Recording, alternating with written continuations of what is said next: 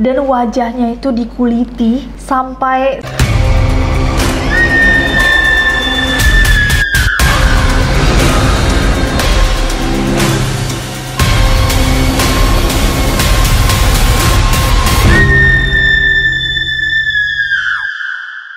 Hey guys, it's Nessie and welcome back to Neror. Yes, my cheeks are still swollen. Tapi nggak apa-apa, karena kita hari ini punya kasus yang sangat-sangat pada Maret 2019, Filipina tuh sempat digemparkan sama sebuah kasus pembunuhan yang sangat kejam. Jadi di temu ini ada jasad seorang remaja berusia 16 tahun di sebuah lapangan dengan kondisi yang sangat-sangat mengenaskan. Dia ditemukan dengan separuh tengkorak kepalanya tuh sudah terekspos, jadi dia dikuliti dan dicongkel dan tanpa busana dari pinggang ke bawah. Saking mengerikannya, nama sang korban tuh sempat menjadi kata kunci yang tidak boleh dicari di Filipina, dan para polisi mengatakan bahwa ini adalah kasus pembunuhan tersadis di sejarah Filipina. Banyak sekali kejanggalan dari kasus yang satu ini, dan banyak sekali neroris yang minta kita bahas. So malam ini di Neror kita akan bersama-sama membahas kasus pembunuhan Christine Silawan. So without any further ado, stop senyum-senyum, cause shit's about to go down. Kita akan mulai video ini dengan mengenal siapa sih Christine Silawan. Oke guys, jadi Christine Silawan ini adalah seorang anak remaja berusia 16 tahun yang masih sekolah di salah satu SMA di Filipina. Christine ini anak satu-satunya dari seorang wanita bernama Lourdes Silawan, dan Christine ini dikenal sebagai sosok yang super ramah, baik, anaknya sopan, dan mamanya bilang bahwa Christine ini anaknya juga penurut banget, suka bantu-bantu, gak pernah buat masalah, dan dia taat banget beribadah dan pergi ke gereja. Di gereja pun dia aktif, seringkali dia bantu-bantu kalau ada kegiatan-kegiatan di gereja. Nah, karena emang dia sering ke gereja, jadi pada 10 Maret tahun 2019, jam 4 sorean gitu, Christine ngomong sama mamanya bahwa dia tuh pingin ke gereja. Mamanya membolehkannya, tapi dia bilang, Christine pulangnya jangan malam-malam ya, maksimal jam 7. Kamu harus sudah balik sebelum itu. Pergilah Christine ke gereja, dan mamanya menunggu di rumah. Tungguin, kok nggak balik-balik Christine? Bahkan setelah jam 7 malam. Setelah jam 7, karena nggak kayak Christine kan, biasanya Christine tuh penurut, megang janjinya. Ibunya mulai panik. Dia cari ke gereja, datanglah Mama Lourdes ke gereja, dan ternyata Christine nggak ada di sana. Dia bilang, loh Christine kemana? Nggak ada yang ngeliat Christine di gereja. Dicarilah Christine kemana-mana, tapi nggak kunjung ditemukan. Mama Lourdes pun akhirnya telepon polisi, minta bantuan, bilang anak tunggalnya nih hilang, nggak ada yang bisa nemuin. Nah, tepat sehari setelahnya, 11 Maret 2019, masyarakat sekitar satu lapangan bernama Sitio Mahayahai di kota Lapu-Lapu, Filipina, itu dikejutkan sama penemuan sesosok jasad. Warga sekitar pun langsung melapor sama polisi, dan polisi pun datang beriringan dengan keluarganya Christine yang baru saja kehilangan Christine hari sebelumnya. Nggak kebayang apa yang dirasakan sama keluarga Christine ketika mereka melihat jasad remaja perempuan yang ditemukan itu dalam kondisi yang sangat-sangat mengenaskan. Mulai dari pinggang ke bawah tanpa busana, dan wajahnya itu dikuliti sampai sebagian tengkoraknya itu terekspos, jadi kelihatan. Dengan kondisi yang sangat mengerikan itu, jasad ini hampir tidak bisa dikenali. Tapi orang tua Christine tahu bahwa itu jasadnya Christine, karena baju yang dikenakan sama mayat itu dari yang tersisa adalah kaos yang sama yang dikenakan Christine kemarin sore sebelum dia menghilang dan tidak kembali lagi ke rumah.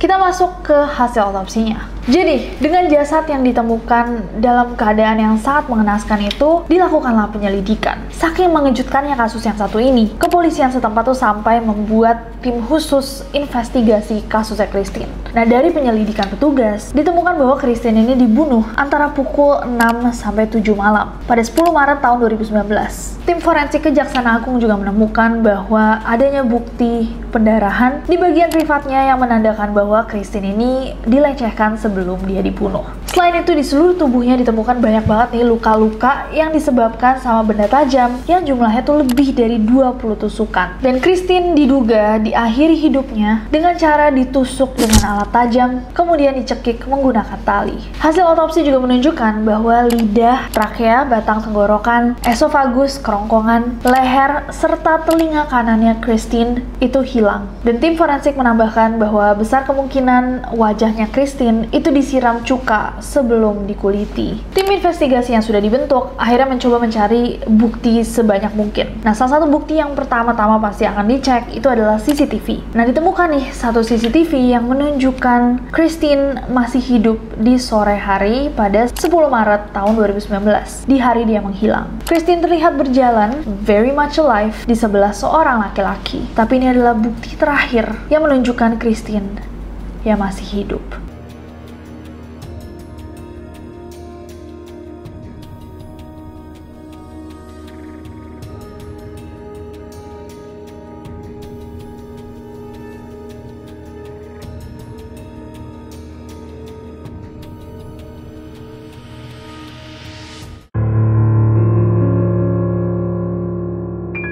Nah, kira-kira siapa yang tega melakukan hal sekeji ini? Well, inilah suspects dalam kasus ini. Jadi, orang pertama yang dicurigai sama polisi adalah seorang laki-laki bernama Jonas Martel Bueno. Kenapa Jonas ini bisa langsung dicurigai sama polisi adalah karena Pak Jonas Martel Bueno ini pernah melakukan tindak kejahatan serupa. Jadi dia pernah ngebunuh seorang petani tua berusia 62 tahun. Dan petani tua itu mukanya dikulitin juga sama dia. Nah, karena mirip-mirip nih, polisi mikir kayak, oh ini kayaknya dia juga deh yang bunuh Christine. Mungkin dia emang gila gitu. Tapi Jonas ini bilang bahwa dia sama sekali tidak ada keterkaitannya sama kasusnya Christine, dan ternyata setelah diinvestigasi lebih lanjut, memang tidak ada bukti sama sekali yang bisa mengaitkan dia sama kasusnya Christine. In other words, dia punya alibi yang cukup kuat lah untuk bilang, enggak, bukan saya yang melakukan. Polisi melihat lagi nih CCTV yang ditemukan, dicoba dianalisa siapa kira-kira yang ada di video itu sama Christine. Akhirnya mereka mengarah ke mantan pacarnya Christine, John. John akhirnya dijemput sama polisi untuk diinterogasi. Kenapa John jadi suspek yang lumayan kuat adalah ternyata polisi tuh nemuin ada chat-chatannya John sama Christine di Facebook, di mana Christine ini baru aja mutusin John beberapa hari sebelum Christine meninggal. Polisi menduga bahwa mungkin motifnya John adalah karena dia marah diputusin atau dia cemburu karena Christine ini cerita bahwa dia itu menjalin hubungan dengan laki-laki lain. John pun ditahan di Home Care for Children Center, HCC, untuk penyelidikan lebih lanjut. Tapi selama pemeriksaan, John itu bilang kayak, enggak, saya benar-benar sama sekali tidak terlibat, saya pun kaget dengan apa yang terjadi sama Christine. Tapi di hari Christine menghilang, tanggal 10 Maret, John itu berada di rumah, sore harinya dia main basket sama teman-temannya. Dan ternyata alibinya John ini cukup kuat. Teman-temannya yang bermain basket dengannya mengiyakan bahwa memang John pada hari itu datang. Keluarganya pun mendukung pernyataannya yang bilang bahwa selain basket itu, dia emang ada di rumah. Dengan bukti-bukti yang sangat kuat, John yang sempat ditahan itu akhirnya dibebaskan. Akong anak dako kay inusinti oy nya maoy mag-suffer sa ingon ana nga mahimong patyon. Di ko musugot gyud mao ginang nang hangyo gi ko nga klaruhon gyud og unsang klase nga akong bata o kinsa po'y nakapatay. Para penyelidik pun bingung lagi, kira-kira siapa yang bisa melakukan hal sekeji ini sama anak remaja sebaik Christine dan tega mengulitinya sampai tengkoraknya terlihat. Pada 23 Maret tahun 2019, pemakamannya Christine pun dilakukan dan sampai hari itu pembunuhnya masih belum tertangkap. Tapi 4 hari kemudian, tim investigasi mendapatkan lead, petunjuk untuk satu orang terduga lagi. Seorang laki-laki berusia 43 tahun, seorang ayah dari 5 orang anak, bernama Renato Payupan Lenes.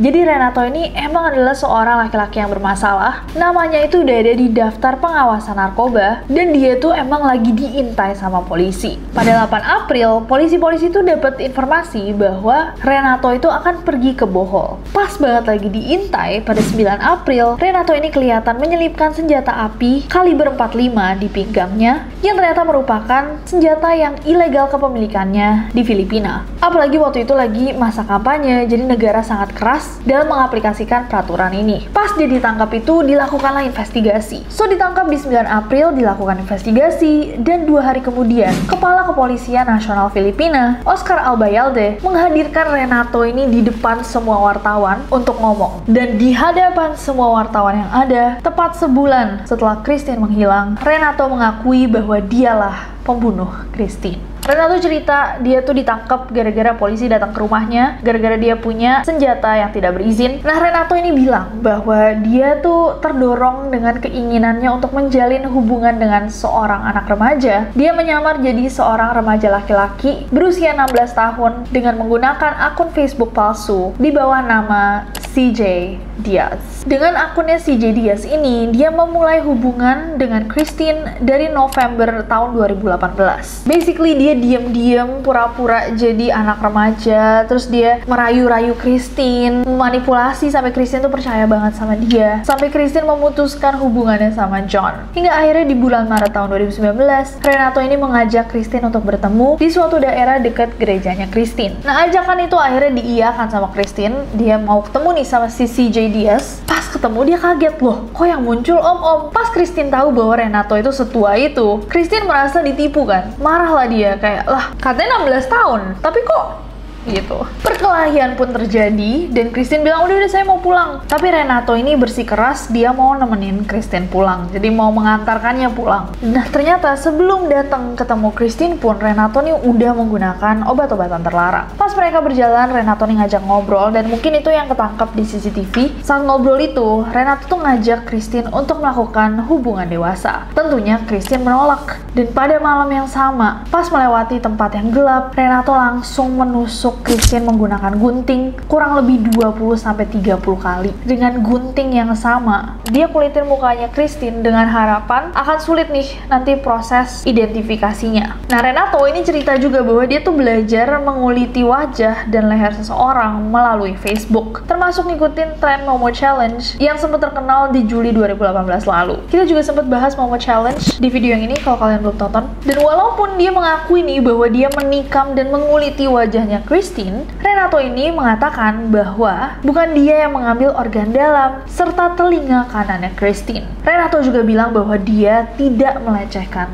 Christine. Nah, setelah ditanya sama polisi, kenapa dia akhirnya mengakui aksi pembunuhan ini, Renato tuh bilang bahwa dia tuh dihantui sama rasa bersalah dari dalam hati nuraninya. Atas pengakuannya ini, sebenarnya Renato tuh dianggap sebagai salah satu orang yang penting dalam penyelidikannya Christine ini. Tapi pada saat ini tuh nggak ada sebenarnya bukti nyata yang memberatkan dirinya. Baru setelah Kolonel Kapolres Kota Lapu-Lapu ngeliat lagi rekaman CCTV-nya, baru mereka menyadari bahwa Renato lah orang yang ada di video tersebut, karena sosok dan pakaian yang dikenakan itu cocok sama Renato. Pihak kepolisian juga tiba-tiba nih bilang bahwa mereka menemukan gunting yang berlumuran darah serta kemeja dengan tatasan darah yang telah dikirim ke laboratorium untuk mengonfirmasi bahwa pelaku pembunuhannya itu adalah Renato. Dan berdasarkan hal itu akhirnya Renato nih ditetapkan sebagai tersangka dalam kasus pembunuhan Christine Silawan. Tapi ada yang menarik guys. Jadi, Manuel de Golacion Jr. selaku pengacaranya Renato itu mengungkapkan bahwa klien saya itu tidak dipaksa atau disiksa untuk memberikan pernyataannya, dan Renato ini sungguh menyesali apa yang dia lakukan terhadap Christine dan meminta pengampunan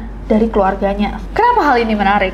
Karena publik Filipina itu sangat tidak puas dengan keputusan bahwa Renato lah yang ditetapkan sebagai tersangka dari kasus kematiannya Christine Silawan. Banyak sekali pertanyaan yang tidak terjawab dari kasusnya Christine ini. Jadi ada spekulasi-spekulasi dan teori-teori yang muncul dan beredar di Filipina. Publik itu percaya bahwa Polisi Nasional Filipina itu menutupi apa yang sebenarnya terjadi sama Christine. Karena besarnya public outreach dan semua orang yang meminta jawaban atas pembunuhannya Christine, akhirnya mereka menangkap nih satu orang yang mereka paksa untuk mengakui sesuatu yang sebenarnya dia tidak lakukan. Karena kalau diusut-usut, sebenarnya penangkapan Renato itu nggak ada hubungannya sama Christine sama sekali. Dia ditangkap karena kepemilikan senjata, terus 2 hari kemudian, out of nowhere, nggak ada cerita kayak iya dia ditemukan ada hubungannya sama Christine or whatever. Tiba-tiba dia disuruh press conference di depan semua media dan mengakui apa yang dia lakukan pada Christine. Setelah pernyataannya pun sebenarnya kayak tadi aku bilang belum ada bukti yang benar-benar konkret nih yang bisa nyatuin dia sama Christine. Tapi kan ada si Facebook itu nggak sih? Tapi Facebook itu belum tentu dia gitu kan. During the press conference juga orang-orang notice bahwa si Oscar Albayalde itu tuh kelihatan mendampingi semua kata-kata yang diucapkan sama Renato. Dan bukti pun ditambahkan setelahnya. Ketika orang-orang sadar kayak kok buktinya kurang ya, mereka tiba-tiba kayak oh ini ketemu kok bajunya, ketemu kok guntingnya. Nah muncullah teori-teori di publik. Ditambah lagi tim tim forensik ketika melakukan penyelidikan pada tubuhnya Christine mengatakan bahwa apa yang terjadi sama Christine itu tidak mungkin hanya dilakukan oleh satu orang. Mereka menduga ada 3 orang yang terlibat di kasusnya Christine ini. Nah, walaupun kasusnya ditutup nih sama Polisi Nasional Filipina, teori-teori pun mulai muncul di publik. Salah satu yang terbesar adalah bahwa Christine ini adalah korban dari sebuah ritual. Karena beberapa organ dalamnya tuh hilang serta wajahnya dikuliti. Dan apa yang terjadi sama Christine itu tidak berhubungan sama Renato. Nah, untuk menambahkan tentang Renato guys, jadi selama di dalam penjara, Renato itu yang akhirnya ditetapkan ya sebagai pelaku, nunjukin gelagat yang sangat aneh. Menurut salah seorang petugas penjara, James Balabat, setiap Renato ini dibully sama tahanan-tahanan lain, dia tuh suka meringkuk di ujung selnya sambil menggigil. Dan si penjaga penjara ini menambahkan, kayaknya Renato ini sebenarnya memiliki kelainan mental. Dan walaupun dia memang terduga memiliki senjata ilegal tadi, gak kelihatan kalau misalkan orang ini tuh tipe orang keras yang mampu di penjara. Bahkan hanya setahun setelah dia di penjara, Renato akhirnya mengakhiri hidupnya sendiri dengan cara gantung diri di selnya pada 24 Mei tahun 2020. Dan sampai hari dia gantung diri itu, Renato hanyalah satu-satunya orang yang ditetapkan sebagai tersangka di kasusnya Christine. Walaupun masih ada beberapa plot holes kan, kita nggak tahu siapa yang melecehkan Christine, kita nggak tahu siapa yang mengambil organ dalamnya Christine. Hal-hal yang disangkal sama Renato. Ditambah lagi, orang-orang juga sadar bahwa laki-laki yang ada di CCTV terakhir, di mana Christine masih terlihat hidup, itu sama sekali tidak terlihat seperti Renato. Dia kelihatan muda, postur badannya beda, dan banyak banget hal yang sus yang di pick up sama publik yang membuat mereka percaya bahwa kayaknya pelakunya bukan Renato deh. Dan karena pelakunya sudah meninggal, kasus pembunuhan Christine ini dinyatakan resmi ditutup. Gimana menurut kalian? What do you think actually happened? Apa yang sebenarnya terjadi sama Christine? Mungkinkah ada lebih dari satu orang? Apakah kalian percaya dan setuju dengan kepolisian Filipina yang menetapkan Renato sebagai pelaku? Atau sebenarnya mestinya investigasi terus dilanjutkan, bahkan setelah Renato tertangkap? Coba komen di bawah, what do you think happened? Dan terima kasih semua teroris yang sudah merequest kasus yang satu ini. Sangat mind-boggling, kita juga diskusinya banyak banget ya tentang ini. Thank you. Kalau misalnya kalian ada informasi lainnya yang kita nggak masukin ke video ini, boleh banget ditulis di bawah. Dan komen di bawah, as always, ide-ide buat video-video selanjutnya. But other than that, I hope that you guys enjoy this video. Kalau misalkan kalian suka video, klik like ya, follow akun Instagram dan Twitter gampang banget, Nancy Jaja, dan subscribe ke channel ini juga nyalain notification-nya biar kalian tahu kalau misalkan aku upload video baru, karena aku nggak sabar buat ketemu kalian lagi. Bye bye.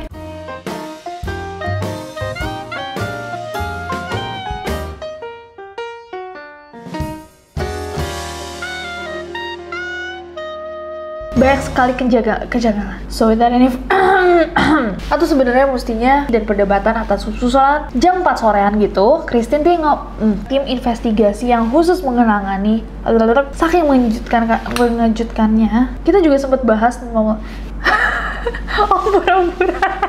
Katanya Anda 16 tahun. Kok yang Anda